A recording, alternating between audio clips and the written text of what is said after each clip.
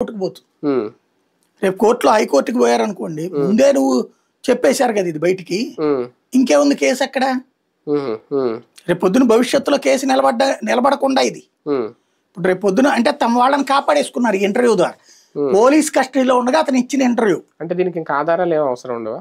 ఏది ఇప్పుడు జోగి రమేష్ చేయమంటే నేను చేసేసాను, ఇంకా ఆ వాంగ్మూలం సరిపోద్ది. నేను అంటోంది అది కాదు, అది ఎట్లాగూ కేసుకి చెల్లుబాటు కాదు.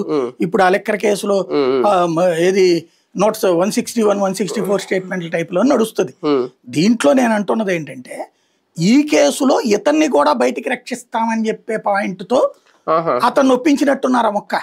ఒప్పించి ఇప్పుడు దీంట్లో పాయింట్ ఏంటి, పోలీస్ కస్టడీలో ఉండగా ఇచ్చినటువంటి బయట లేదా అతని స్టేట్మెంట్, సెల్ఫీ స్టేట్మెంట్ కాదు, పోలీస్ కస్టడీలో పోలీసులు అడిగిన ప్రశ్న, ఆ సమాచారము దాని ఆధారంగా అదేంటి మనం ప్రైమా ఫేసి అంటాం, దాని ఆధారంగా తదుపరి దర్యాప్తు చేయాలి పోలీసులు.